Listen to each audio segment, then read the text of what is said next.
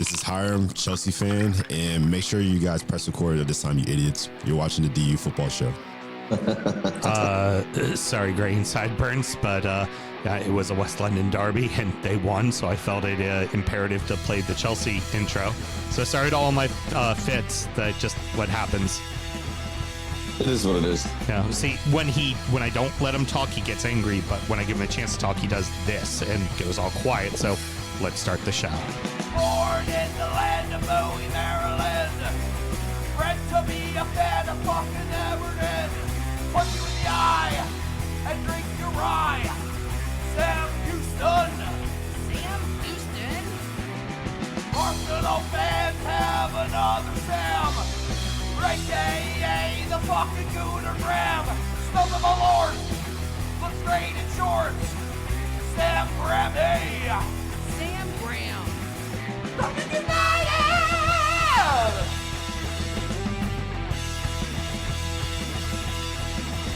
Fucking United!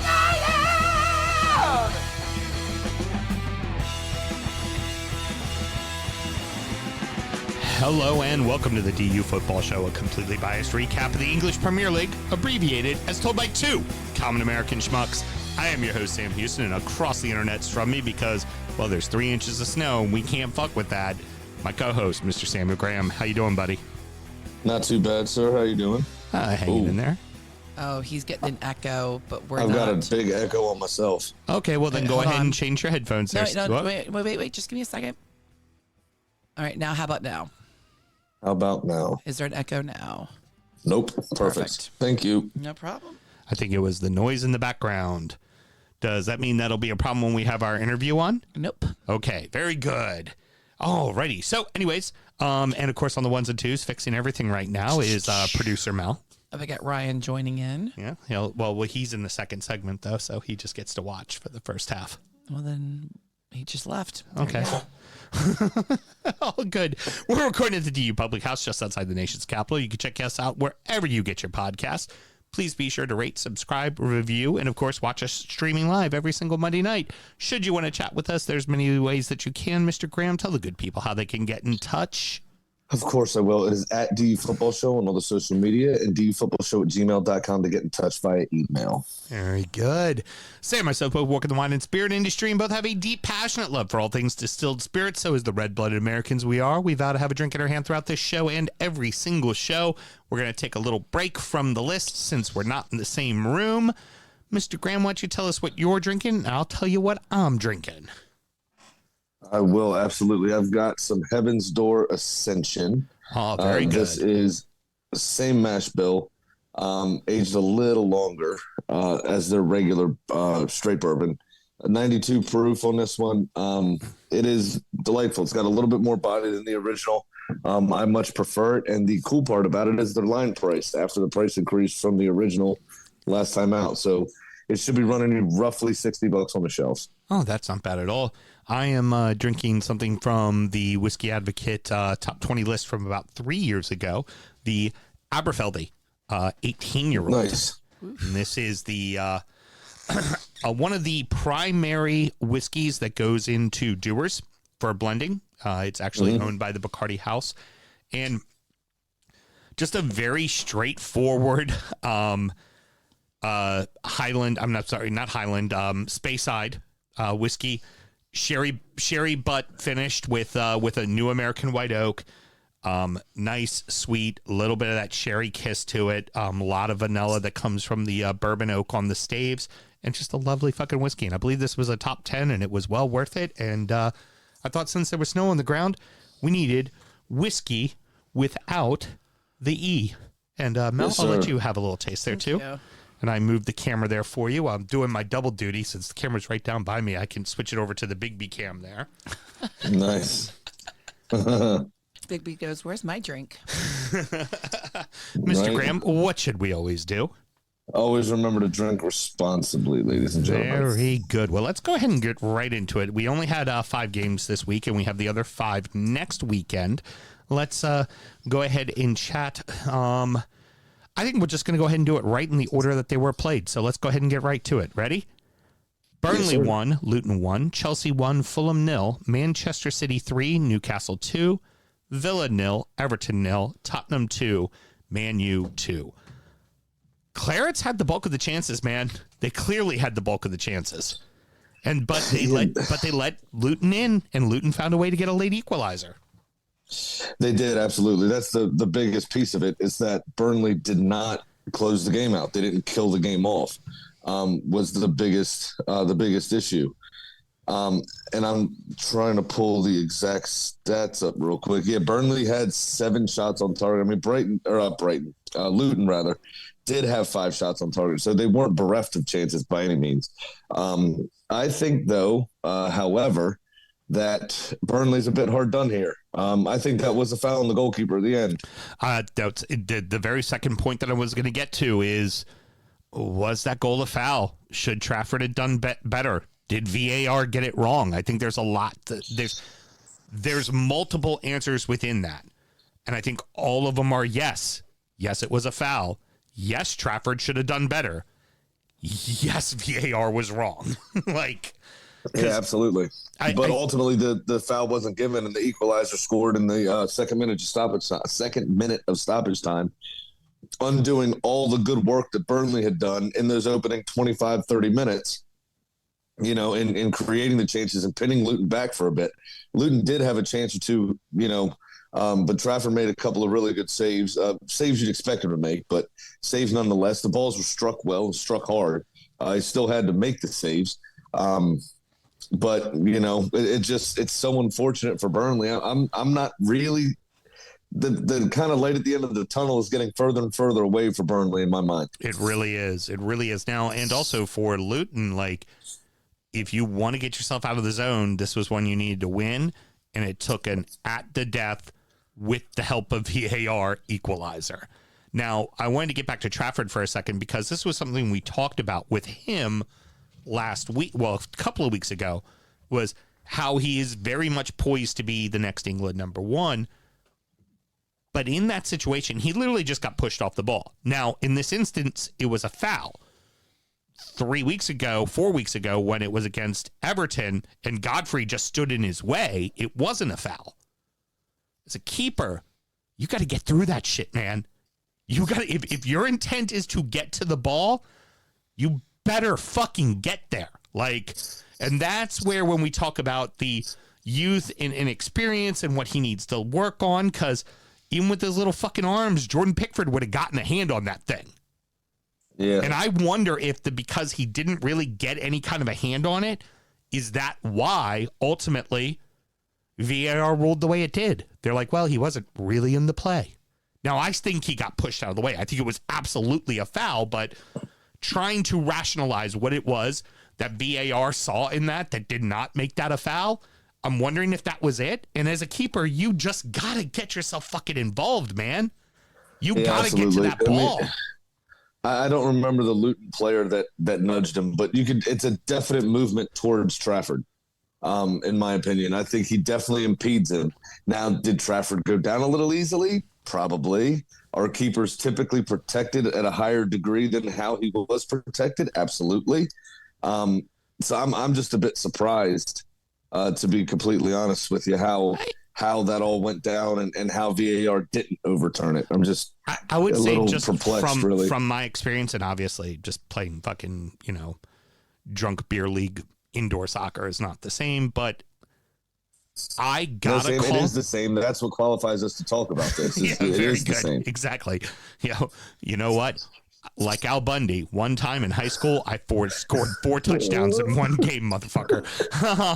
But for me, I would always find I got the call if I was going for the save. If I was looking for the foul, I didn't get the call as a keeper. So it was always just go for the ball. Go for the ball, make the save, just try to do what you can, and you hope the ref can sort it out and protect you. But if you assume the ref is going to protect you, you ain't getting that call. Well, that's exactly that actually could play into it as well, because what was that? Was it in the FA Cup, or was it in?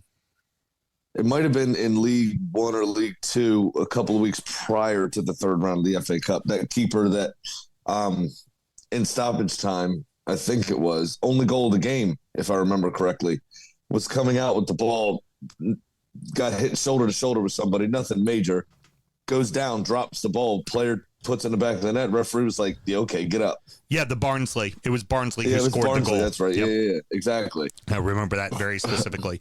Now, so really not much else to say about that. I mean, it's two teams in the relegation zone. This was a very good opportunity for Luton to get out of it.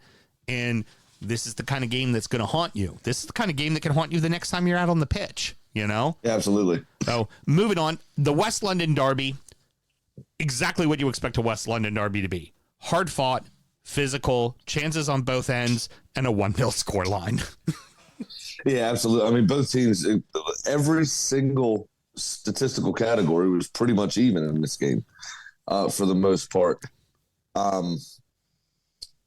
It was just a good all-around game. There just wasn't a lot in the final third. Right, precisely. There were chances, and each keeper had to make a couple of saves, but not anything dramatic. Oh yeah, why is Sanchez out? By the way, I missed that. He's been out for a while. Oh, we just haven't had a reason to talk about Chelsea, I guess. But old Georgie Porgy Petrovic did really well, didn't he? Made a couple of saves. Leno made one as well. A couple of good saves. Yep. He's done well deputizing for Sanchez in the last few weeks, though. Honestly, hell of a finish. Aside. Hell of a finish. Chelsea had to hold on at the end because Fulham definitely had their chances. There was absolutely opportunities. And Cole Palmer again from the spot. I think that's his 6th or 7th penalty this season that he scored, most in the Premier League. Yep. Well, that was this is almost like that Andy Johnson season for Crystal Palace years ago when he scored. He had like 22 league goals, but like 14 of them were from the penalty spot. There's something that's kind of good with Chelsea, as we were talking about how Chelsea just has so many fucking players and has spent so much money on those players that they don't get in trouble for financial fair play rules. I'm not bitter at all. But I'm sure they're going to be charged at some point. I mean, well, or they won't be because they hedged the next 30 years of the club, structuring those deals. We'll get to that in the next segment. I'm sure the FA will change the rules to make sure that they don't get in trouble. But, fucking Everton. Got to keep an eye on those fucking idiots. All right, we'll come on to Everton. We'll get to that. Shortly. Anyways, what I wanted to say, with Palmer, with all the players that they bought, it seems like it's a couple of youth guys. Now, Palmer is someone who they bought, but Palmer and Gallagher are really starting to make themselves part of the furniture in that lineup. Gallagher's wearing the captain's armband. He's really seeming to get into the role and starting to understand what it is he's supposed to do. Palmer, knowing that there's a ton of striking options, is just going, you're not fucking benching me. I'm just going to keep scoring goals. Like, I'm going to force your hand. You are going to keep me on the pitch. Nick Jackson doesn't get to play. I play, Yeah. Well, see, but Cole Palmer can operate in midfield as well. I mean, that's part of the reason he left City is because the person in front of him was Phil Foden. Yeah.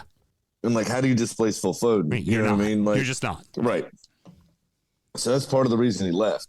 And really joining the shit show that is Chelsea, he's able to kind of assert himself, as you said. But speaking of the financial fair play implications, Conor Gallagher is actually on the chopping block for Chelsea and has to be, because if you recall, Gallagher is one of the very few players that came through the Chelsea Academy and would represent pure unadulterated profit for Chelsea Football Club. They'll have to sell him then, huh? And it's part of the reason that Mason Mount went last summer. Is pure unadulterated profit, so they can claim the entirety of the sale price against their financial fair play balance sheet. Well, then he's going to get a pretty nice price tag, and he is certainly auditioning himself very well because he's finally seemingly in the Chelsea lineup and doing the job for them. That's for damn sure. He'll get bought by Manchester United by the end of the month and then be ruined. It'll be fine. Never play. On to the next match, and I tell you what, this was actually the most exciting match of the weekend because for the most part, it wasn't really a very good weekend of footy. It was not. The Newcastle City match was fucking crazy, and what's even crazier, Mr. Graham, and when we get into it on the EFL show, wasn't the craziest match in all the football in England this weekend. No. It was not. Fucking Grimsby Town and fucking Notts County get that fucking honor. A 5-5 draw. Yeah, fucking 10-goal thriller. But if you look at this game, it was very much in separated in a third. like a 20-minute period and then the second half. Yeah. Kind of. So that first third, I mean, the Newcastle were off to the races. City didn't really have anything about them besides the Bernardo Silva goal. Yeah, that was it. That one little piece of play was really the only thing that City strung together. I mean, Newcastle were well on the front foot, and they were very good value for money. They transitioned so well with Gordon and Isak, and both of them kind of scoring a carbon copy, goal of each other. Isak's first, and then Gordon's 2 minutes later. Just opening up the body and finding that far post. I reckon that Anthony Gordon's was better, though, because of the position of the defender and using the defender to unsight the goalkeeper and all that kind of stuff was a bit different from Isak's kind of free run in on goal. Anyway, but so it was a wild game. Then you had that 15-minute spell kind of either side of halftime briefly where it was really end to end and nobody was a clear kind of front runner. Right. And then Kevin De Bruyne came on. Was the next point I was going to make is KDB and then is you back. get your last segment. Yeah. Then you get your last segment of the game. So his first touch back in the Premier League was probably his worst touch of the game was that first touch back. Was a free kick directly into the wall. After that, he was by far and away the best player on the pitch and a cut above everybody else. Now, that being said, it did come at a time when Newcastle were starting to tire and Joe Linton was hurt and everything else was surrounding Newcastle was on a downer at that moment. But Dubravka should never be letting in KDB's goal. No. I don't care how well placed it is. It's literally a pass from 22 yards out, 23 yards out. It really was. On a fucking grass cutter. It wasn't a proper shot. You should be able to scramble and get there. I don't care if you're unsighted. It just, for me, it wasn't a clean enough strike. It was very well placed, don't get me wrong, and it was fast enough, obviously. It did beat him. But for my money, Dubravka's got to be doing better there. For the Oscar Bob's goal, though, the winner in stoppage time, there's nothing you can do about that. Yeah. Jesus. That was a phenomenal ball. He created an angle when there was no angle, Kevin De Bruyne. And Bob with a rather fortunate, I think Kieran Trippier got a touch on it. So the control, I don't think he knew much about the control, although it ended up being a perfect touch. But it was all about the balance and the drive and determination to finish that off. And then just the technical skill to shift the ball from left to right in one fluid movement around Dubravka's feet and just put it away like you've been doing it for fucking years. When you're, a 20, 21-year-old kid is just absolutely fucking phenomenal. It was a brilliant finish. And what a way to get your first Premier League goal, a way to kind of the new guys on the scene, the new money. Yeah. Now, you had mentioned Joe Linton, and this is the last thing we'll talk about this game. Came out today. He is now out for 4 months, so essentially the rest of the season. And if you had said this 3 years ago, Newcastle supporters would be like, "Fuck yeah! Don't have to deal with Joe Linton." But now he's really found a role in that team, especially under Howe. And this is a massive fucking loss for them, like a massive loss. Time. He's a very emotionally led player. He brings a ton of kind of emotion around him. He almost kind of provides a similar role to what I did for DU. If y'all weren't at the races that day, I would very much I'll say it this way. I would have Joel Linton's emotion with James Tarkovsky's tackling abilities. And I would marry those together, and I would try to galvanize you boys and AKA, make you get your heads out of your asses. He'd crack somebody. He'd turn around and go, "Get your fucking heads out of your asses," and then just walk away. As he had gotten his blue card, because indoor, get a 2-minute blue card, walking off the fucking pitch.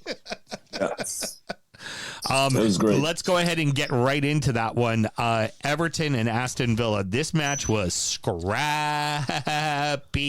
And Villa it ended up being scrappy. At the beginning, it wasn't scrappy. It was actually quite sloppy to start off with. Both teams making mistakes, but Everton kind of pouncing on those chances at first. just couldn't put the ball in the back of the net. Emmy was excellent. Villa then started to turn the screw, and then Tarkowski was like, I don't know where I am anymore. I'm going to play serial killer. I would say that Villa had the bulk of, they controlled the game, but really the best opportunity came to Everton. It was Dominic Calvert-Lewin on the dead to rights one-on-one that he just wasn't able to slot away, and you could just tell that's a striker with no confidence right now. Because he's made a couple of those earlier in the season already where he's just slotted it away. And you can just tell he just needs to get some kind of a goal. Like, honestly, you know how his next goal is going to happen? It's going to hit off his nutsack. Like, that's how he's going to score a goal. Yeah. He's going to dick a ball into the goal. And then he'll be fine. But that's what happens with a striker. You just get that moment and suddenly it becomes a thing and it just doesn't seem to work. Exactly. And the second that you break that duck, the second that you get that monkey off your back, it's just like, and you can play with that freedom again. You know what I mean? You can go, but you're not thinking about it anymore. And it could be, you get pushed into a ball that hits off your ass and you kind of roll into a backflip and accidentally backheel it in. But as long as it goes in, you're like, okay, I can do this now. My name's on the score sheet. And also things to mention, both teams had offsides, goals that were called back for offsides. Yep. The thing that was driving me nuts is not only with the one that got called back, Mourinho hit a brilliant hit, which, by the way, when Digne's healthy, he's going to have a hard time getting back in that lineup because Mourinho is... Well, Moreno's been playing very, very well. Really well. Yeah. And the thing that really bugged me about that one is the fact that it was Danjuma that got kind of just thrown to the ground, and it was like, all right, if you don't find an offsides here, you have to at least acknowledge that he just got grabbed by Bailey and just thrown to the ground. And that's the only reason why, if anybody was on sides, was because he was getting up from being thrown to the ground. So, but ultimately, I think they probably went with the offsides decision. Now, here's another British person thing, right? The awkwardness and the kind of weirdness. The foul happened first before the offsides. The goal should have been disallowed for the foul. But with the scrutiny that referees have been under lately, and the VAR in particulars have been under lately, because of how many high-profile fuck-ups they did, you know what? We're going to say it was offsides because nobody can argue with us about that. Yeah, right. That's not a subjective decision. That's an objective decision. And I think that's fucking stupid. Yeah. Get the fucking call right. Show them that you can get the call right. Don't take the fucking cop out. Right. Well, they always take the cop out. Well, right. I mean, they do now. Yeah, absolutely. But I think it was a moment for VAR to stand up and be like, hey, look, this was a foul. Nobody would have disagreed with that. He was being very plainly dragged to the ground by Ezri Konsa or Diego Carlos, whoever it was. No, it was Konsa. I said Bailey earlier, but it was Konsa because Bailey's who took the corner kick. It was Konsa who pulled him down. Anyways, you were talking about Tarkowski. Kills his own man. Somebody woke up on the wrong side of the fucking bed. Now, for me, absolutely, that was a clean tackle in the corner that he ultimately got. Absolutely was. Yeah, but 100%. No, it was a hard tackle. It was a clean tackle. Oh, he got all the fucking ball. Our boy, the business, I have discovered. Not a huge fan of Everton, but public enemy number one to him is Tarkowski. Anytime Tark comes in with a hard tackle, he is on our fucking closed group crying about Tarkowski. Well, so Tarkowski's been, I mean, the best part about it was after that happened, he then just looked at, he was waving Villa players like, come on then, come on, get after me. I'll take all you cuts on. Let's go. That was my favorite bit of it. I love that. That was my favorite bit of the whole thing. He's a fucking lunatic, and that's what you want about him. Squaring up to Douglas Luiz is never a good idea. Not unless you're James Tarkowski. It's a perfectly fine idea. I mean, he does have a thing for blondes. The whole thing was fucking weird, man. Now, the whole thing was weird. Emi Martinez, man of the match for me. Because of the two brilliant saves he had. Yeah, he was only called into action twice, and he made big saves at those moments. And honestly, this is a bad 2 points drop for Villa. This is a great 1 point for Everton. This is in your building. Make sure you're beating the teams that are right around you in your building. make sure you're getting draws against the teams that are better than you in your building. If you do that, as long as the Highland doesn't give us another fucking 10 points, we should be fine. Everything's going to be fine, Sam. Sam, it's going to be fucking fine. Well, it's going to be okay. And for Villa, exactly right. This you got diced. You know, the only thing that was missing was DCL finishing that chance. Then you would have properly gotten diced. Yeah. A 1-0 smash and grab. But you didn't. So, you know what? I think that's personally, I'm going to move us on now because that's enough about this game. Yeah, I agree. We have to talk about these criminals more in the second half. So we're going to move on to United. Thanks, 2 appreciate Spurs it, criminals. One would say the FA is a bunch of criminals. I'm not here for truth. I'm here for a good story, sir. Tell you what, I won't let the truth get in the way of that. United came out swinging, got that quick goal, but after that, it was all really Spurs, you know, after that first goal initially from United. Yeah, for the most part. I mean, United scored with their only 2 shots on target. The big takeaway from the game is, yes, they didn't lose. That's important. But Lisandro Martinez came back. And so there's the possibility that their starting defense is actually going to be settled for the next few weeks. And that's, you know, something that at the end of last season was really working for them. They didn't need 38-year-old Johnny Evans at the end of last season. They did need him because of all of the injuries and everything else this season. So, which of course, I think we play Manchester United like 3 weeks or something, 4 weeks. And so, of course, they're going to try to find a little bit of form just before they play us. That's how it always works. Yeah. Never seems to fucking fail. But, yeah, I mean, it was all Spurs. And Timo Werner made his debut. Daft little fucking header from Richarlison on that corner. It was very good. That was a sneaky good header. I mean, Rasmus Highland obviously rifled them in. Marcus Rashford, they gave him credit for an assist, I think, too. Mm-hmm. Oh, no, they didn't. Good, because he didn't deserve it. Because he didn't do anything. The announcer said that he flicked the ball. Oh, well, how smart of him to flick the ball back to Highland. He didn't do shit. He took it on a dribble and lost it to Ramirez. Lucky it break his fucking leg. And Highland created his own space and absolutely just smashed that ball in the top corner. And then, like you said, just a few minutes later, I think it was 16 minutes later, Richarlison with a great header off of Pedro Porro's corner. Yep, and very, very Everton-esque, having your outside left back take your corners for you. Oh, by the way, I wanted to mention you had talked about United's finally getting their center back pairing into shape. Same thing applies there for Spurs as well. Van der Ven came back. That's exactly what he played a lot in this game. Well, yeah, and he had his go-go gadget legs on full display as well. It also seems like when Van der Ven's in, you don't have as much issue from Romero being, you know, caveman smash all the time. That tends to help them a little bit as well.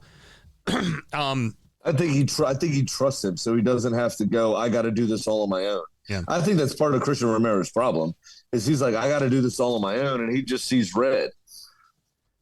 Now, the other thing, too, is obviously United goes up twice, and then Spurs equalize twice.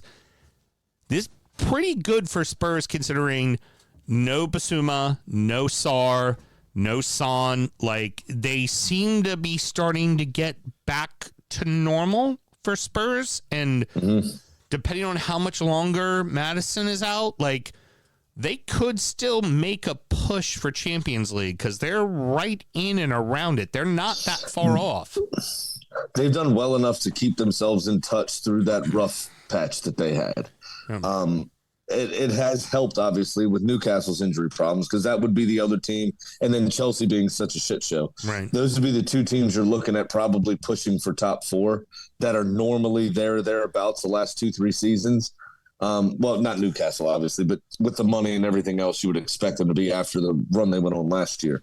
So the injuries have greatly benefited Spurs in that sense. United being kind of, garbage for large stretches this season, somehow still remain in the hunt as well.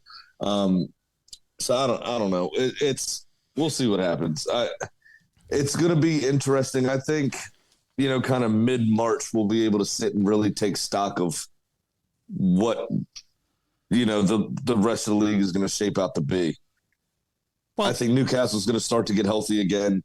minus Joel Linton, of course, but you've got KDB back. I mean, everybody's about to be relatively close to full strength again. Coming in, start of February when the Africans come back, when the Asians come back from their various continental competitions. So I think it's going to be, mid-February to mid-March, we'll get a clearer picture of the league. Well, the good news, Mr. Graham, is that United are now just less shitty enough to finish in 7th place. So next year they can go win the McRib Cup. All right. This morning, reports have come out that Nottingham Forest and Everton have both been found in violation of the league's FFP rules. To discuss this with us, we have our good friend and 1/3 of the American Toffee podcast, Ryan Williams, here to discuss. Ryan, how are you, good sir? I'm just fine, guys. How the heck are you? Excellent. I haven't had a chance to listen to the ATP yet coverage of the match against Villa. How did we do today? Because normally I think we think kind of sympathetically whenever I hear us each on the same at the same time.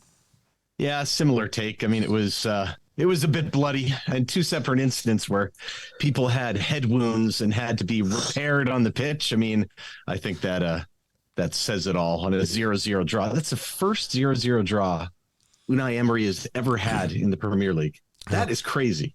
What? Tark Yeah, smash. I couldn't believe it. I was like, really? Wow, cool. Tark just running around. With us, his defense was garbage. With Villa, their offense was great. And I'm sorry, I forgot. I had this queued up for us. I don't know if you remember this. No, it's not very good, Graham. Yeah, that's terrible. Much like your dad jokes, very bad. Yeah. No, that was very good. This is the America's Most Wanted segment. Oh, for Tark. Very good. So, Ryan, real quickly, just briefly discuss what has come out today with the violations.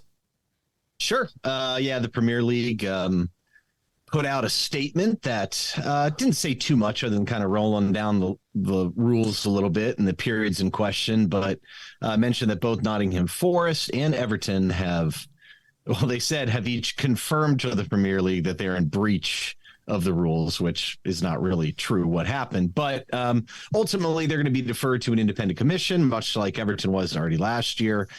And away we go. I think both cases are a little bit different, but the Premier League statement didn't say a whole lot. Forrest's statement said nothing. I mean, it literally was 2 sentences basically saying we acknowledge and we'll cooperate and resolve it quickly. I mean, that's it. Unbelievable. Now, Everton gave a much, much longer one. I think the 2 cases are a little bit different, but yeah, it's the same type of thing as last year where you've got, the 2 COVID years smashed together. So in essence, it's an average of those 2 and 2 other years, which makes it the 3-year valuation period for better, for worse. But yeah, I think it's just hard to gather too much. We don't have the statements in front of us. I think our statement could have been a lot shorter. I know you guys at the ATP are a family show. I just think you could have just said 2 words. Fuck you. That's exactly what we could have honestly, said. a lot of it too, I don't like, honestly. I just, and some of it is like, look, there's some things, and we'll talk about in a second. I think maybe we should knock out Forest first, but yeah, please. There's some things where you could argue the Premier League maybe should change their rules, but ultimately the rules are what they are. So to fight against those without prior approval is kind of silly. But I think Forest, again, there's only so much about it, but I think what Forest has claimed is that had they sold Brennan Johnson before their fiscal year end, the end of June, they would have been absolutely fine, but they had offers from a couple different people. I think Brentford offered like £30 million, and they're like, we're not going to sell him just to meet regulations for £30 million. And they flat out didn't, and they ended up selling it to Spurs in September for, almost £50 million. So it was almost like a choice. I mean, especially not with that owner. The logical choice and the choice that's going to keep him out of trouble. He does not give a fuck. No, he's an interesting guy for sure. By the way, they could have sold Sam Surridge earlier to Nashville. That could have been helpful. Sorry, had to get the MLS reference in there. And that was, but I mean, if that's all the case was, I mean, it's kind of hard to argue. It's like, well, yeah, I mean, you're in violation. I mean, there's no real question about it. I think I mean, you look at the numbers, they were incurring pretty big losses their last year in the championship. They've got big negative net spend numbers, but you just don't know what else is in the statements because it's not just all spending, it's wages and other things as well. So keeping it on Forest for a moment as well. This guy right here. Hey, it's all about this guy right here. Old Jay Legs. That's exactly what fucked him up. He was on like 250,000 pounds a week. And the rest of their squad was on 40. So the other thing, when a team gets promoted, and we saw this with Villa in particular, you're going to be one of two teams. Or also Wolves, but a lot of their spending was done in the championship, and they were people they brought up with them. You're going to be one of two thoughts. You are either going to spend a fuck ton of money and you are going to stay up, or you are going to roll the dice, and if you go down, take that parachute payment back down to you with the championship and have your club be very financially fair.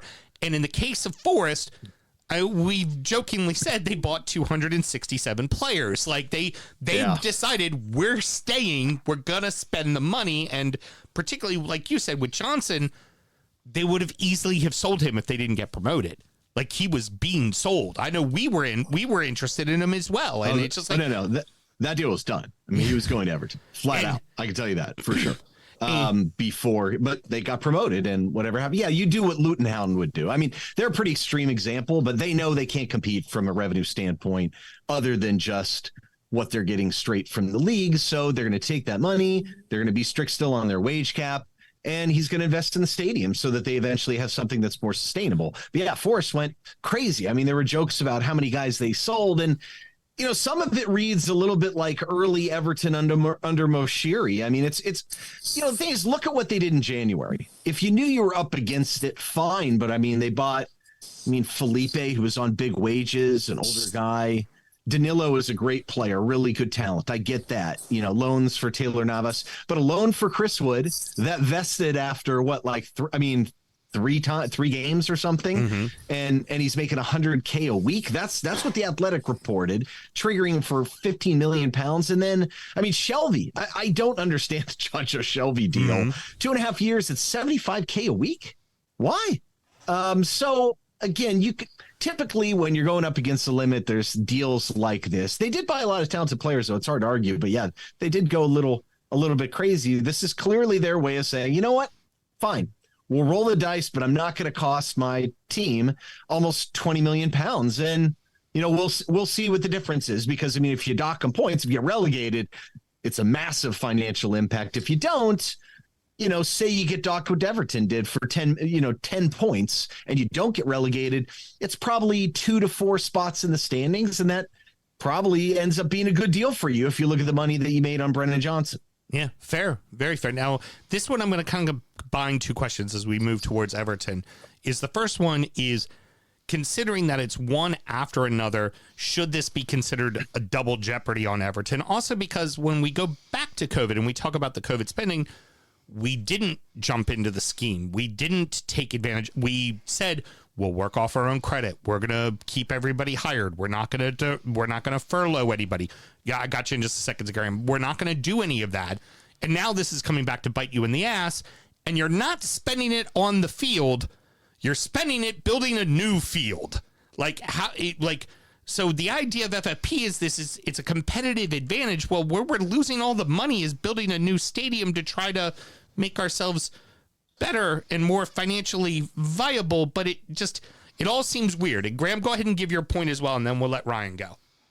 So the rule that Everton have breached is not the financial fair play rule. It's the Premier League's internal profit and sustainability, which is different and does take into account infrastructure spending. Okay, where FFP does not, like UEFA's FFP does not take that into account. That's different. Now, I did read a few different articles, and this was kind of piggybacking on your question for Ryan, since he seems a bit more clued up on it, is a few things I read seem that this is the same fucking charge that they already have been punished for. But because 2023 didn't garner enough profit, that essentially they're still in violation. So it's the same issue, but it's 2023's charge instead of 2022's charge. Is that Let's walk that down. Yeah, partially. So ultimately it's because they merged the average of those 2 years together, it's those 2 years and 2 other years, right? So we moved ahead a year. So really all that happens for Everton's sake is, and this is why I think people are just totally flummoxed, how the heck did they fail, is you take off fiscal year end 2019 and you tack on this last fiscal year 23. And from Everton's case, I mean, in 19 was a massive contributor to the big loss. And we already know through the Premier League case that the argument is how off or how much of a violation, how far did Everton exceed the 105? And it's 19.5 million pounds according to the Premier League. So if you take off 2019, you add on 2023, I mean, really, it's just a math exercise there. All you need to do, and this is measured off your profit loss statement, your income statement, as we would say in the States, you just need to do $19.5 million better from year over year, just comparing those 2 years. And so it's similar in a way to your point that it does include, 3 of those or 2 of those other years, 3 and then the 2 averaged together to make a second. So I get the double jeopardy comment, but it's kind of disingenuous to me because look, fair. All you need to do is do better in 23 and you already had a massive loss in 19. So I don't see how you could screw that up.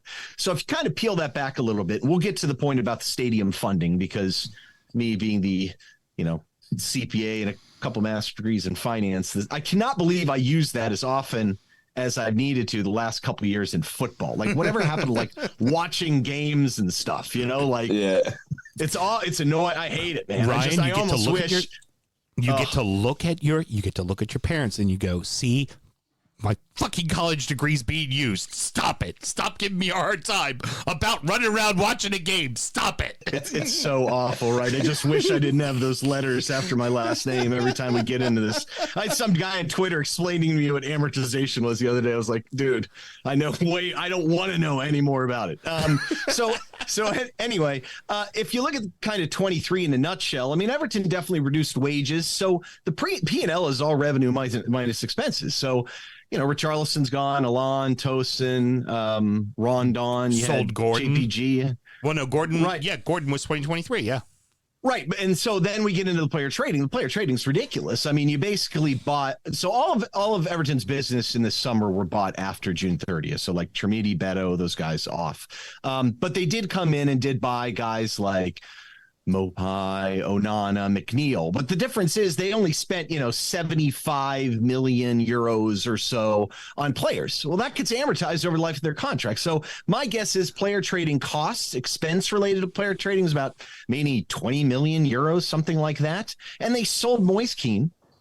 And the net gain on that was probably about 15, 20 million euros, about 15 probably million euros. And Gordon, who was all profit because he's an academy kid. So you got a massive profit from player trading. Wages are dropped. There's no like outlandish charges for coaches because we were firing them every year. So what the heck happened? So you read Everton's statement and they don't really talk about that too much. But reading in between the lines, my guess is the only thing it could really be is massive interest expense. However, there's the big curveball, right? So that was the big argument of the case before. The argument was pre-planning costs on infrastructure, which let's talk about that first. Number one, why would the Premier League not want to encourage teams to spend on football facilities and things like that? Of course they would. In Everton's weird case, because they're fairly unique building the stadium, I mean, they spent upwards of 50 million pounds not just on infrastructure and pre-planning, but like all sorts of heritage assets because of the crazy location of the stadium, all this other stuff, which the Premier League rules explicitly say, those are just expenses, man. We're not making any allowance for that. Now, they eventually fought that and came to some sort of compromise. That should have nothing to do, though, with my 23 versus 19 thing. Why? Once the construction starts, and in this case, the way UK GAAP is designed, once you achieve planning, which they have, any interest expense explicit for debt related to construction is capitalized as part of the asset. So it's not even on the P&L. And so that was a big argument of the case. Everton said, well, wait a second. We didn't capitalize stuff after pre-planning. That's our bad. But hey, cut us a break. If we had done that, we wouldn't have blown through the difference by quite as much, which is a laughable case, right? It's like, why didn't you? It's like the Gylfi Sigurdsson thing. Well, we didn't collect insurance on him, because we're just a nice, wonderful group of people. Well, okay, but that's on you. But my issue is I don't see how at this point, you're way past. Construction has been going on all throughout 23. Like, if you're so stupid that you didn't explicitly tie or demonstrate that your debt is tied to the stadium and thus capitalizing, that's taking it out of the entire equation, just for accounting too. It's not like you don't need a provision in the rules and Premier League guidance for that. It doesn't hit your P&L. It just goes right to the balance sheet. Like, if you're not doing that, you're just, that's on you. So I can't imagine that's really an argument. And in that case, and then I'll wrap up and I'll turn it over because I'm talking a lot here, is look, why didn't you get a financing deal done explicitly for the stadium? Like, you blew it. Now you're in a high interest rate environment. Just the whole financial end of it is absolutely insane. And okay, the war was a big factor too, but this really has nothing to do with this. This had to do with just making decent, remotely normal decisions. I mean, can you guys think of a single stadium that has ever been built? I mean, those are big projects without dedicated financing. Like, seriously, go do the research. You will not find one. So I don't know what the breach could possibly be. My guess is that's it, but I cannot see how they would have gone by. I was shocked. Graham, you go first. I've got two quick points because that was a lot of highbrow CPA jargon, and I need to make sure that the DE Football Show community it's brought back down to earth real quick. I mean, I could swear if you. Oh, I'd love that. Ryan, eventually you're going to record an intro for us. You've heard me swear. I mean, you've heard me swear, so it's not like, I mean, I cuss like a sailor, just not on the podcast. That's safer. The American Toffee The American Toffee podcast is safe for work, gentlemen. It's a family-friendly show. We are not. No, we are definitely on the commute side of that listening experience. So the first piece is something you said right at the end. The Iowa caucus started today. Do not use the phrase "do your own research" from now until at least the fourth Thursday of November, please. We're back into that is a barred phrase. We can't say that anymore. We are in the DMV. You're right. Good point. The actual other point that I wanted to make real quick is also just to bring it back down to kind of our level a bit. Is essentially what it sounded like is Manchester City have avoided their day in court by employing lawyers that have stalled things, as well as creating a situation where they have so many offenses the Premier League has not been able to get to them yet. Chelsea filled out the forms, but filled them out in American dollars, and nobody can figure out the exchange rate that's happening every day. And Mushiri just essentially sent the form in crayon, is what you're saying. Actually, I think that's pretty accurate. The sad part is that City approach, it worked for FIFA and UEFA. Like, how did that work? Yes, we made up a bunch of fake companies that were really our own selves. And we paid ourselves to break out a revenue and drive it up the wazoo because the whole thing's based on revenue, basically. And it was cool. And we just, shucked and jived long enough that the statute of limitations went. And that worked. Oh, my God, how does that work? It's like a bad movie, I don't know how the Premier League hasn't got to that one yet. I mean, it's pretty cut and dry, but I'm sure it's involved. City reminds me of Ray Liotta in Goodfellas. Fuck you, pay me. Fuck you, pay me. Fuck you, pay me. Like, just completely ignoring everything around, just doing it. At this point, City, like, who cares? Like, because if I'm City, I'm like, look, you know what? Fine. What are you going to do? It's like when they try and take banners down off the wall from college sports and stuff. Like, yeah, okay. Yeah, there's no banner up there, so it didn't really happen. Yeah, the Fab Five still made it to the final against North Carolina. Like, it's not like it suddenly changes. Like, oh yeah, because they were in violation. Oh yeah, no, they were never all five of them were never there. The timeout never happened. It never happened. Nothing to see here, people. Yeah, the we game forgot never UNLV existed. suddenly. No, we did not. I mean, come on, man, it's just so ridiculous. But, yeah, I mean, you said it right though, Sam. I mean, really. It's like coloring crayons. It's just stuff that you just like. This shouldn't be that complicated now. And I mean, the thing is, if this was just one instance, I get it. And I actually think Everton's case in the appeal wasn't very well made, but I think there's actually some legitimate things in that one. But if you go out and do the same thing again, I mean, I just don't understand it. My hope is that, the whole concept of like tethering debt to a stadium without being too. I'm trying to dumb it down to the DU level. Well, that's what we're kind of dumb, so you should dumb it down. but how hard is that? I mean, come on, man. Like, Well, that's what I'm saying. I mean, from essentially what I gathered from what you said is that he basically just didn't fill out his tax form correctly. Like, all of us are able to write off interest on a loan in some capacity, of course, and he just didn't do that. I mean, basically, and that seems like for somebody that's a fucking billionaire, that just seems like a routine thing to do. Like, why didn't you do that? It just like, so I joke around and say, yes, he filled out the form to the Premier League in crayon. It's just a way of saying that you didn't do something painfully fucking obvious. And that's the last, because I know Sam wanted to jump in with a question as well. Well, I wanted to make that point that it's just like, what are you doing? I think the only thing, he's trying to be clever by having his hombre, his partner in crime, Rush and Usmanov, kind of collectively fund the stadium themselves. And they thought we were being all clever about it, which I just don't understand. Just take the financing deal you had in place and do it like a normal person. That's it. They're just trying to be special, trying to do something unique. Maybe they don't think the rules apply to them, but you don't do that with someone's football club. It's not okay. I mean, they're billionaires. The rules definitely don't apply to them. So we've answered a lot of this next question already, and I just kind of want to go with a few things. One for, those of us here in America kind of thinking about, well, the stadium, what the hell? Why is this such a big deal? Unlike other countries, you pay for the stadium yourself in fucking England. It's not you go to the city council and go, oh, hey, make the taxpayers pay for it. Oh, have a lottery and make the lottery pay for the stadiums. It's just not how it is. And the problem is that our owner said, ooh, I have Russian oligarch money. I can spend it. And then a war happened. And then there was suddenly no more Russian oligarch money. That's it. I mean, that explains everything that Everton done. And from a financial standpoint, he has no money. He's had to put up basically all the assets of the club to gain financing because he has no access to his assets. Now, my thought is that, 777 partners are coming to try and buy the club. This is going on forever. And I've got a lot of questions about that deal, too, because I'm like, these guys are, already. They're sketchy as fuck. No question. So the point is, they always claim to be self-financed, too. There's no way they have the money to pull this thing off. So who's providing the funds? Right. I don't want to. It's got to be Portnoy, right? Well, it's got to be Barstool. that would be a credible source. My concern is that it's someone like, funnel it through a shell company to another fund it's a very fun way to take sanctioned assets to magically poof. Now you've got free cash sitting in the UK that is totally legitimate because Farhad Mashiri is the one that got paid off. I don't know. Just seems all shady that they asked for as much money as they did and they were going to get it.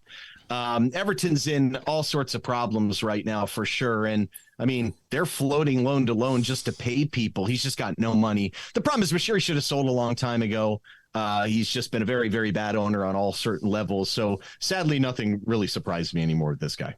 Now, that's going to lead me into a couple of things here. And we've also got a question from someone that is listening in right now because I'm going to jump ahead on our question list and then come back to the initial question. It's kind of, let's go ahead and look at, because the world we live in is whataboutism.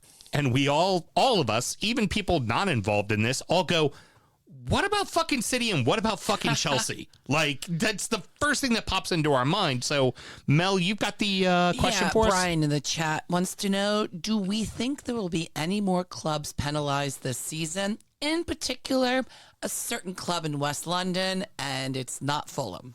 Yeah, he's a Fulham supporter. Yes, I think this season, I don't know that Chelsea will get charged this season. And again, it is a loophole. It's a very gaping loophole, but it is a loophole. And Todd Bowley has been not really secretive about exploiting that loophole. Those amortizations have been structured over the length of the contract of the player. There is no real reason. Literally, since a Mike. Yeah, they've closed They've closed the loophole since then.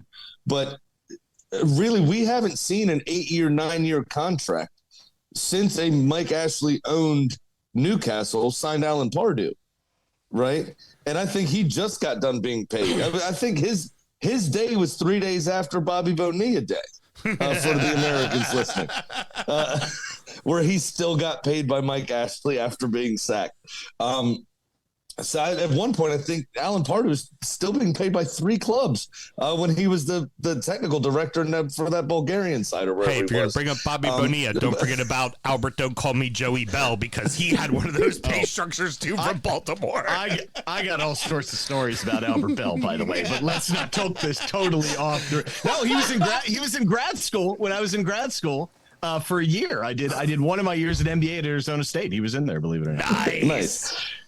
But so Chelsea has structured those deals, essentially hedging the bets for the next decade for the club, right? That, Mudryk was an 8-year contract or whatever, and they don't have to pay for him. That amortization is built over those 8 years. It's like you buying a car and then paying off a year and a half and then going and buying another car. And then, 6 months later, going and buying another car. And now you have all these concurrent deals that run, but you're still only paying $650 a month, right? So it's on your balance sheet at the end of your fiscal season.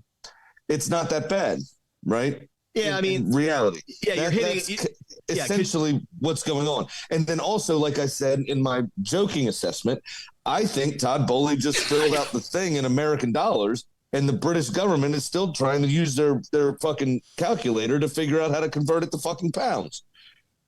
I mean, they're going to be in trouble eventually. It might not be this year. It might be next year when you look at kind of the numbers, unless they do some crazy stuff. Unless they fucking have a push at the end of the season and make Europe and then win the Champions League. Yeah, well, I mean that's the only amount of prize money that's going to set off what's happening right now. Yeah, honestly. I mean, people got to remember, when he inherited the club, they made like some pretty big profits, I think, in the year prior. But yeah, if you look at it, you spend – net spend of 500, whatever. You're right. You do spread it over the years of the contract. So you're only taking the hit 1 year after the next, but you still then got to sell people. But then they did. What I have a problem with what they did is, look at this. They sell Koulibaly at his age to Al Hilal for like 25 million. Like, I'm sorry. Who is the big fund owner? It's Bailey's not all the money. It's the Saudis that are part, I think, of Silver Lake to do it. So that's shady. And then Edouard Mendy goes to Al Hale for another 20 million pounds. Like, we're not looking into that. That doesn't sound well. There's the concern with Newcastle as well. Oh yeah, absolutely. Right, is selling assets or having other clubs that have Saudi interests selling assets to Saudi for a shitload of money, and then them having a bad time, and being sold to Newcastle on the cheap. Like the Ruben Neves rumor won't go away from Newcastle at all. For instance, it hasn't happened yet. Don't get me wrong, but that sort of situation is what happens when you allow ownership across multiple leagues in multiple countries with different fucking rules. In the Saudi league, they literally can just toss a gold bar at the selling club. Here you go, fucking take it. Well, that is a great point, and it's a bigger point for a discussion for another time, frankly, because ultimately, we're seeing that the big six clubs can now sell aging assets to the Saudis, essentially because the Saudis like baseball cards, and they just want their Ken Griffey Jr. card, and they'll spend $30 million to have them. Oh, I want a Jordan Henderson. Here's $30 million for him. The Liverpool fees are just ludicrous. But Sam, you're right though. I actually have done some work for some clubs in the Middle East, and the attraction for an ex-Premier League star is a big deal. It gives them recognition. It gives them legitimacy. So some of that's true, but some of these fees are ridiculous. Like the fees Liverpool got for Fernandinho was, come on. Well, seriously, that's just absolutely ludicrous. And that's what's ultimately going to let them still stay sustainable. Sorry. But here's, I kind of want to wrap it up with a group of questions to kind of finish this all off is, first off, for Everton, do we think there's going to be another points deduction? Where do we stand in our current appeal? Has anything come from that? Is there going to be a points reduction to that? Do we go? Because everybody, I think it's universally agreed by everybody other than the 3 teams trying to stay up that the 10 points is fucking ridiculous. That Portsmouth was liquidated as a club and only lost 9 points. And then somehow you make one mistake for 20 million and you get 10 points. And then the final one is over the summer when we get through this season, because we're talking about what's going to eventually happen to City and eventually happen to Chelsea. do we think the league is going to like rechange how FFP works and just to make sure that they can get away with it? And, and they could still stand there and, look tall and strong and go, well, we told Everton and we told Forest. Well, don't worry about City and them. I mean, they pay for things and they kind of make our league popular. So we're not going to pay any attention to that. Don't look at that. So that's my round of questions. Well, the first thing I'll say is I would be shocked if the points reduction wasn't reduced to some extent. I mean, because it's kind of unprecedented and there was no basis for it. And frankly, in the Premier League's case, there's no basis for it. They don't even walk through the basis, really. And also the idea that I don't like in there is this concept that, well, you have to dock them points because it gives them a sporting advantage by nature. It's just the logic behind it doesn't make any sense whatsoever. And they don't even attempt to defend it in their documents. So my guess, it drops a little bit. I don't know if Everton's going to get hit again. I mean, and hell, Leicester got a fine. Burnley got a transfer ban. Yeah, I mean, Everton gets a 10-point deduction. My opinion is on appeal, they will reduce your original and then reinstate the original on this charge. So they'll spare you the full 10 points on the first charge on your appeal, right? They'll say, okay, it's only 6 points instead of 10. And then this time, because it's essentially the same charge, the penalty, I think, will be less. And they'll say, you know what, we're going to charge you a 4 points. And you'll be back and made whole to your original 10-point deduction. Now, is that right? No. That's, in my opinion, though, Sam, from the outside looking in, and, we're not buying a top-level striker this month because of FFP and Premier League sustainability which rules. is the thing you absolutely need. It's why you're not going to win the title because of that. I don't need to get into it. Wait, who Arsenal does? Arsenal needs a striker? Is that really? Okay, let's look at the Premier League table real quick For the first time, everybody. For the first time ever, Graham doesn't want to make it all about Arsenal. I'm sorry, did Graham say when to look at the Premier League table? Well, wait, time out. Hold on 1 second. Arsenal should be thanking Everton for their fine. Otherwise, they would have failed several years ago if they didn't sell Alex Iwobi at the last minute to Everton. That was Kia's move. All right, you know what? That's a true story. Did you know that story? I may scrap my entire point just to say this. If Sam Allardyce has been in charge of your club within the last 6 years, you're automatically charged by FFP. Actually, that's you're correct. automatically in violation, and you should just be relegated. I think actually that's a really strong statement. I support that one. I would. I think it's automatic deduction. Wait, he's on your list of candidates? Bing. Out. Get out. Get out. Just get out through it. What? Huh? Yeah, but no. So one thing though, just real quick, keep in mind. I mean, this is all in the backdrop is the idea of the independent regulator, the threat that the Premier League can't manage their own stuff, and that's a lot of the reason why they come out so hard at Everton. I think too. But look, it depends on the amount of the violation too. My guess it can only be interest charges related to somewhat stadium debt. I mean, Everton's going to have big interest expense anyway because they've been totally screwed up with their financial deals forever outside of stadium debt. But that's my guess what it is. So it just depends on how much the money is. Yeah. So, but what I was going to say is from the outside looking in, Sam, isn't that I understand the whataboutism, but isn't that a little bit of whataboutism, right? Oh, if Musiri fucked up and he deserves to be punished for it. Now, does that mean, hey, take it easy on us because you're taking it easy on City? No. What that means is, you should be harder on City because you were hard on us. I mean, that's the difference in the conversation is they need to charge City. They have charged City. They need to find City and hold City accountable. They need to look at Chelsea and Forest and some of these clubs that are doing these things. I mean, I don't know how many buffets Mike Ashley took the Newcastle players to, but eventually that £11.95 adds up. So they need to look at those balance sheets. You know what I'm saying? Well, it's true. That's my point. Is the way that you say stuff sometimes.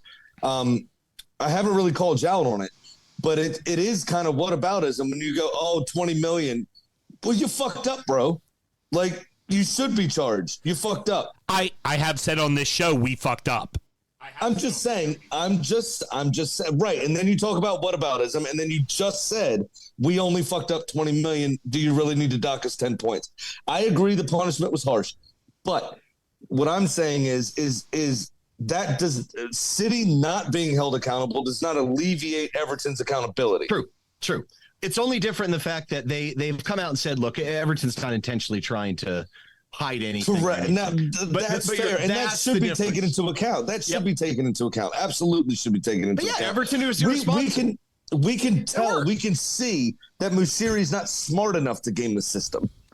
What they should be looking at is that the what are they, Qatari that own City? UAE. They're UAE. They're Emirates. UAE. They are smart enough to game the fucking system. So you should be throwing the book at them. On a big scale, man. I get that. I understand that. The problem is that we all buy oil from them and we want to keep them fucking happy, don't we? So it all ties in. As much as FIFA doesn't like to be in politics,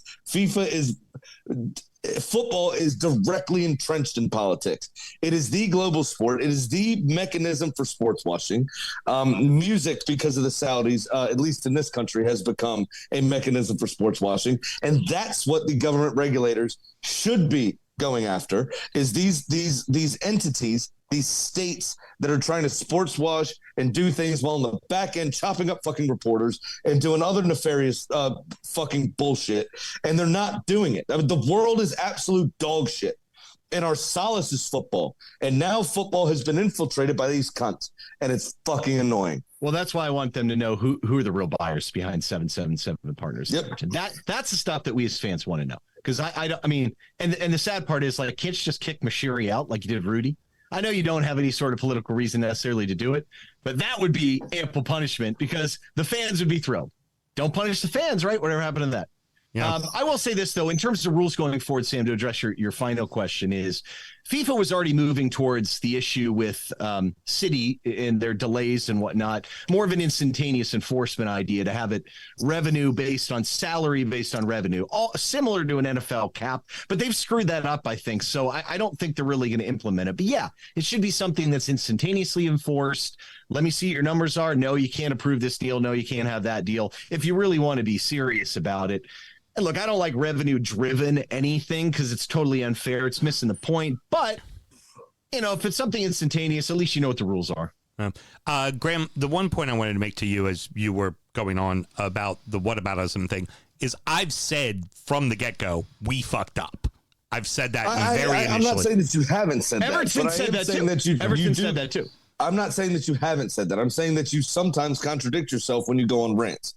Is what I'm saying. All right, well, I'm going to say the following. Leicester violated the rules when they came up to the exact same dollar amount we did. They received a fine, not a point deduction. If they would have received a point deduction, they wouldn't have finished in 17th place. They would have finished in the relegation zone, and they would have gone down. And the next year, they would have been playing in the championship, not winning the fucking league. Well, I will say this, too. Here's another one. If Forest gets off by waiting to sell Brennan Johnson and making money as a result. Big problem.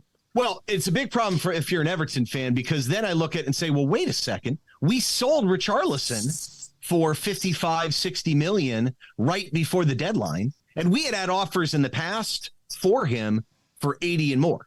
So you could apply the exact same scenario where Everton did eat it and could have made the difference. Would it have made a $19.5 million difference? £1 million difference? Maybe. So that'll be interesting how that turns out. I mean, look, how do they enforce any of this stuff? Like, the bottom line is don't put rules in play that you can't enforce. I mean, how ridiculous is this? We're looking back at financial statements 3 and 4 years ago and trying to manipulate and that's absurd too. It's so dumb. I don't know. It's just sad. You know, sometimes you're right, though.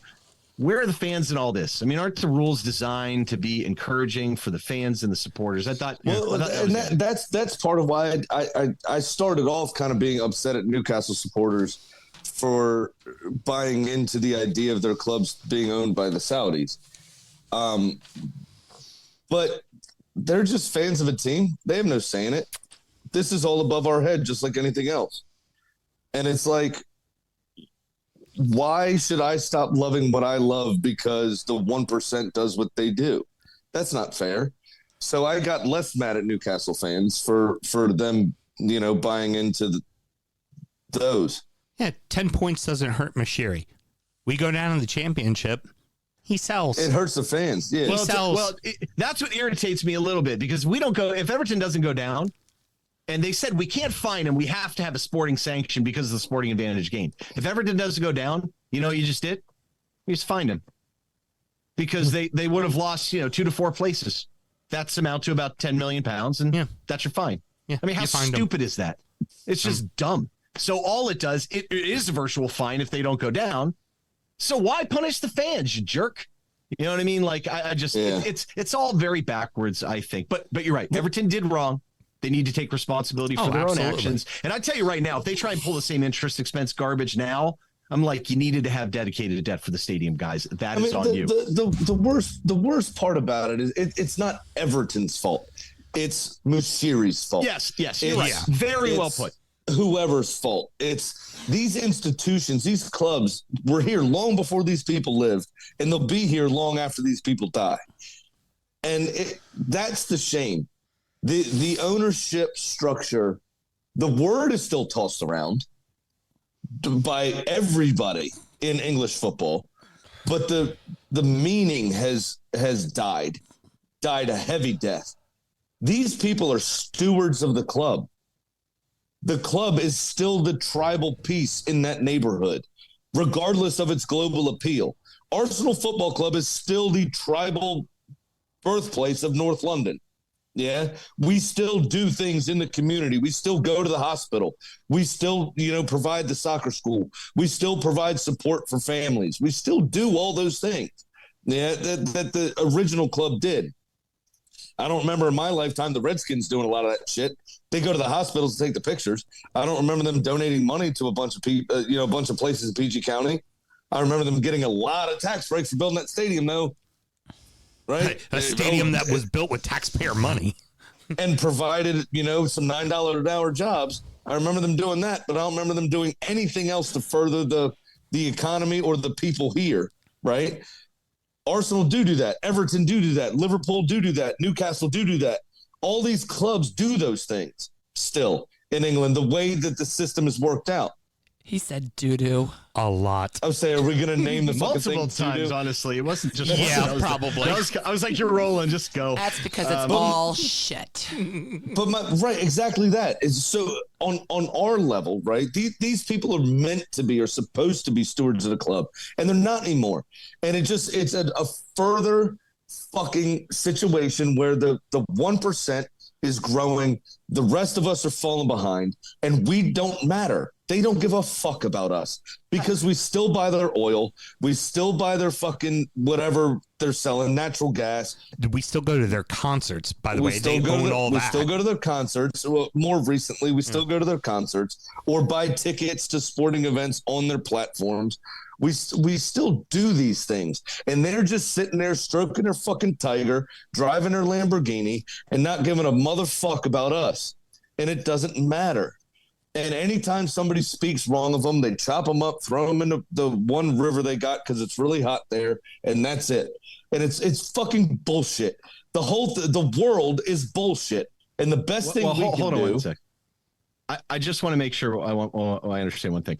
Are you suggesting that if you have a Tiger or a Lamborghini, you're definitely part of the 1%? I just want to make sure. Not that I have them. I just throwing out. I just want to confirm. Ladies and gentlemen, Ryan Williams, the 1%. Let me ask you a question. I mean, I never said I wasn't part of the 1%. But I just see if I happen to have either of those two things. Listen, don't be mad at me because you know how to write interest off, and Everton Football Club don't. All right, don't. Yeah. Tigers are really hard to take care of. By the way. You need a lot of land. There's not enough land in where I live to have a tiger. I'm not saying I haven't looked into it. It's just so frustrating because the gap is getting bigger, and we are becoming as a fan base, as normal world citizens. We're becoming less and less fucking important, and we're doing all the goddamn work. And it's fucking annoying, and I hate everything about it, and it just fucking sucks. And we just want to watch the game, man. We want to watch the game. We want to go with our friends, have a fair competition, and something that we love to get behind. It speaks to so many more problems. It speaks to so many more politics, and it's ruining the game. This is what I feel the same level of dirty and angst that I felt when I watched Christian Eriksen collapse. When death infiltrated my game, I feel the same angst and dirtiness that I do now because of rich people getting into the game and fucking it up and using it as their plaything. And it sucks, and it's getting worse, and I hate everything about it because this is our escape from the mundane. This is our time to be animalistic or tribal ourselves. You know what I mean? Like this is the way to have a good fucking time. And once again, rich people are ruining it. And it sucks. I can't fit in a Lamborghini, by the way. Just like I'm too tall. Yeah, you're a rather tall man. Yes, Mel. At least he didn't make a big cock joke. I thought that was coming. Again, the American Toffee podcast is a family affair. Yeah, that logo. Family says affair. it. That sounds like a weird Pornhub search. Well, the rich elites can kind of do whatever they want with other people's. Now, you know what? I'm not going to go there just because the Epstein. No, sorry, bad idea. Sorry. Hold on. I'm Wait, not going to take it down that route. Nope. What was Stick the with Tigers and Lamborghinis? We're that trashy. You could go down that route. Oh, I know that. I don't want to be going down that route. So what I You can do heard it after I is- get off. I mean, that is quite the phallic symbol behind you. or Madonna's breast, one of the two. What I heard was the American Toffee podcast, The stars, I get it. the aristocrats. Excellent. All right, we're gonna kids. Alex Johnson lives in the 757, and James is up in freaking Maine. So like, nah. I mean, we're Everton fans. I mean, come on, man. It's just you and Nova, man. Just you and Nova. You're bringing up the tax bracket for the show. This freaking place. Let me tell you what, this freaking place. Let's go ahead and wrap it up, boys. Ryan, thank you very much for taking time to hang out with us. We're gonna finish up the show. If you want to hang out on the Zoom, by all means, feel free. And then we're doing another show all about the rest of the other leagues as well. If you want to hang out, if not, you got to roll. No big. But please plug away everything for your show and where everybody can find you. Well, I got to go feed my tiger, but the American Toffee podcast. We're on. Mel, I love that's so great. Rare American Toffee podcast. James, Alex, and I. A little bit different takes on Everton. Check us out. We're out there on Twitter. You can find me too at Ryan Soccer AA as well. Do lots of scouting. Excuse me, sir. Another Yeah. rich person fucked that up. It's X now. Oh, I'm sorry. Wherever the last bastion of free speech, is that what you're saying? Anyways, I mean, if we're gonna be, if you want me to play the role of the 1%, I could do that too. God, I'm like, I was wearing an Unfrozen Caveman Lawyer shirt the other day, like T-shirt, and that's what I think of. Sometimes this world frightens me. I just want to jump out of my BMW and run into a cave or something. No, in all seriousness, American Toffee podcast. Listen to us if you want Everton news. And yeah, just follow me on Twitter if you like. I tweet about all sorts of different things, Premier League, not necessarily Everton, and I watch a lot of football. So if you've got any questions, any players around the world, things like that, give me a shout. Ryan, at some point, you're going to do an intro to our show. And when you do the intro to our show, you're going to fucking cuss. I mean, I'm from Pittsburgh. Do you think I don't swear? Okay, all right. The fact that you call it swear, I don't think you do. Well, I mean, I grew up in Pittsburgh. Season tickets to Steelers, and I play ice hockey. I mean, seriously. I've spent time with the man. Yes, yeah, I mean, he does. I've had lots of drinks together. There's a whole lot of swearing there. A lot. Sure money. Yeah. All right, let's get on to your segment, Mr. Graham, since you don't want to get it started. So this is, of course, the money segment. And I'm trying to find how much I'm down, and I can't. Would you just like me to go since I'm fully prepared, unlike you? Yeah, this is our betting segment, obviously. Sure money, which it's not really sure money, actually. It's an ironic reference because we suck. And I'm just bitter that I'm down $647. I found it. So, Sam, your turn.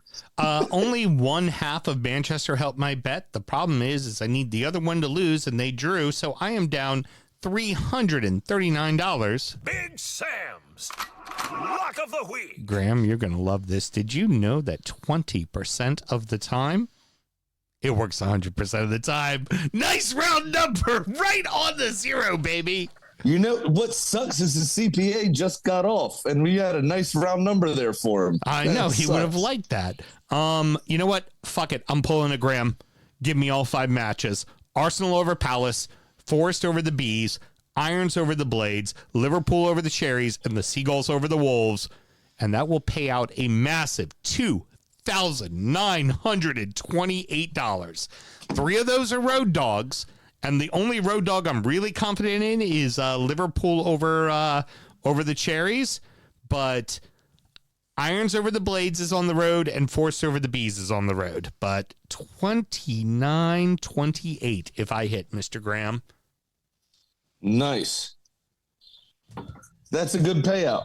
And now, it's time for our degenerate gambling friend Pat's Pick of the Week.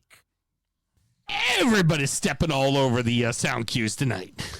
Yeah, it's that whole Zoom thing. Right. It's not easy. I thought Ryan knew that when I do this, it means shut the fuck up. As everybody's watching on the video, when I have my open hand and I make a fist, that means it's the end of the segment. You know, Sam, I'm starting to get worried about you because you're getting senile. I know. None of them heard any of that. None of them? Nobody heard a single mistake. Because you made it all go away. Because I made it all go away. Through the magic of radio. Through the magic of podcasting. I still like to put it up. You know what? Through the magic of live podcasting, which we are doing right now, I got sent this from Taylor. And it just says doo-doo. Brian says he's got only 4 minutes left and he has to go to bed.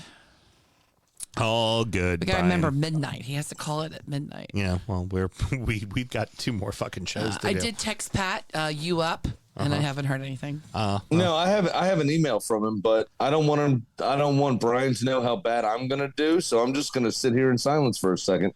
I'm gonna ride that 2 minutes out. I mean, I could do the chicken.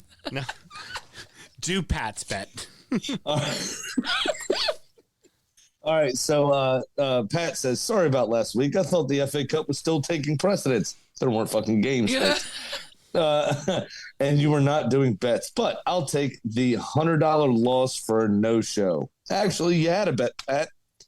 It was Geckles. Still lost. So you're still taking a $100 L. I did hit over the holidays for 165. So now I'm only down $1,745. This week, I'm going to just make one bet on a match I like. I'll take the Forest over Brentford at plus 280. Hope you guys are doing good, and hopefully I'll be recovered from the flu and able to call in next week. By the way, that's a shame. Graham, I will fill for you for, Brian, since he's about to go to bed. And my couple loser says, to go along with the third part of the joke we often tell, and fucking Man United. No shit. All right, so my bet, real quick, I am going to make up my entire loss and be back in the positive for the new week here. Arsenal to beat Palace, Brentford to beat Wolves with over 1.5 goals. You know why, Sam? Brentford plays Forest, not Wolves. I meant Forest. Okay, very good. So yeah, it is written Forest. Wolves is just below Forest as I keep typing. Brentford to beat Forest with over 1.5 goals. Do you know why? Why? Ivan Toney's back. There we go. His ban, I'm 99% sure his ban expired on the 16th. Okay. So he should be back. And I think he'll be back fit and firing. Liverpool to beat Bournemouth away from home. And Brighton to win at home over Wolves, which was just under, like I said on my screen, just under, which is why I misread everything. Mm-hmm. And that pays me plus 769. Draw hard around it. Sam's in the black. So you are doing a 4-game parlay, foregoing the West Ham match, and you are doing the opposite of me on the Brentford. So there's some rivalry skin in this game. I like that on the way we're doing our bet this week. Very good. There's some big foreskin in this game. We could both lose, or it could come down to one of us winning or losing based off of that one match. I like that. Absolutely. We're both going to have rooting interest against each other. I don't trust West Ham away from home. I still haven't really worked out what Chris Wilder's Sheffield United is. This iteration of them, so I stayed the fuck away from that match. I don't know what to do there. Well, you know who keeps hitting bets and we don't keep hitting bets? The fucking chicken.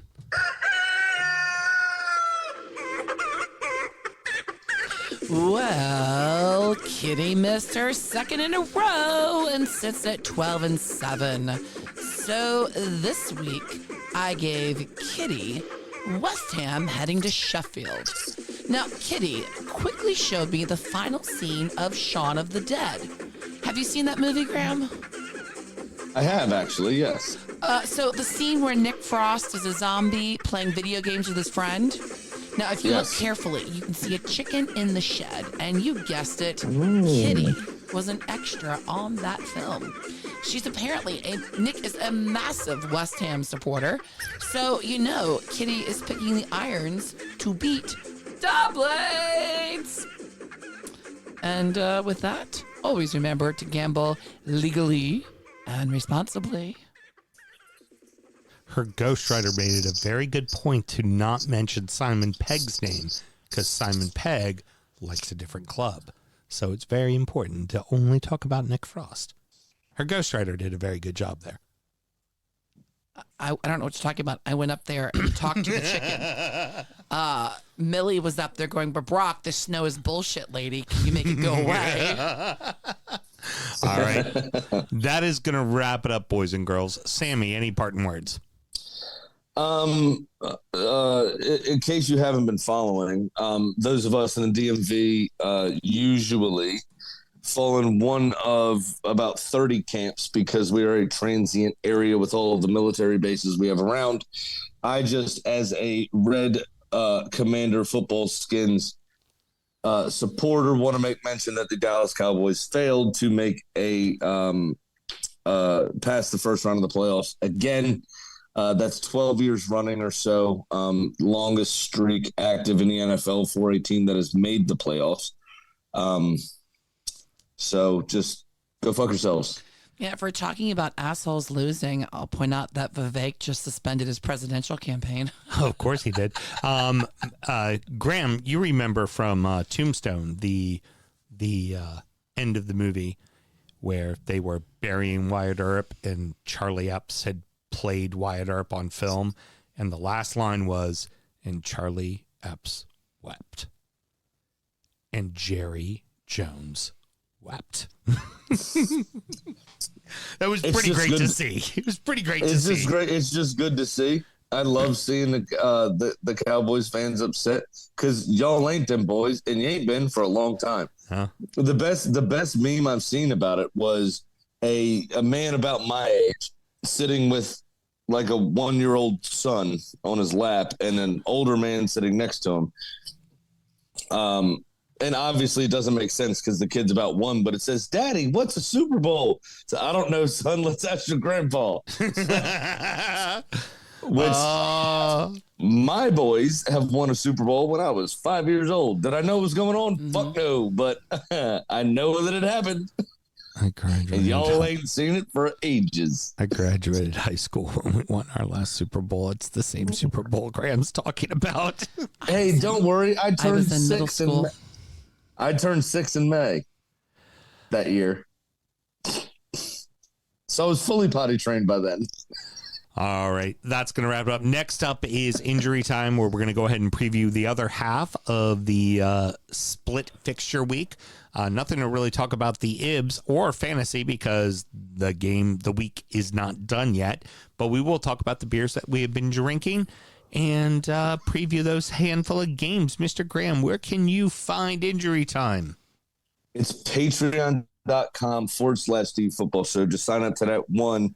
Well, the Iowa caucuses have started. That one huge, brilliant $5 tier, and just sign up because it's fucking great. Don't worry. There's only truth spoken on it. It's fucking fantastic. Can't beat it. Our podcast is bigly huge. But there is a bit of a treat on there. If you can see this can, I will be reviewing, and Mel, I'll be bringing you a can next week of All View Liquors, one of the stores that I call on. Their barrel-aged Imperial Stout. Injury time might also run a little long because this beer clocks in at 16 motherfucking percent. Holy shit! It's a big boy. But it is delicious. So we'll be talking about that big time. That is just worth $5, even if you fucking sign up and cancel. That beer review is going to be fucking worth it. Well, and hell, listen to Soundcheck and you get our 30-minute diatribe about our trip to Boise. Which we've got one detail to Boise that I promised to share that we didn't share on Soundcheck. Okay. Well, shared an injury time. Yeah. Very good. All right. Well, everybody, till next week. Good night. Born in the land of Bowie, Maryland. Bred to be a fan of fucking Everton. Punch you in the eye and drink your rye. Sam Houston. Sam Houston. Arsenal fans have another Sam. AKA the fucking Gooner Graham. Smells of a lord. Looks great in shorts. Sam Grammy. Sam Graham. Come to unite!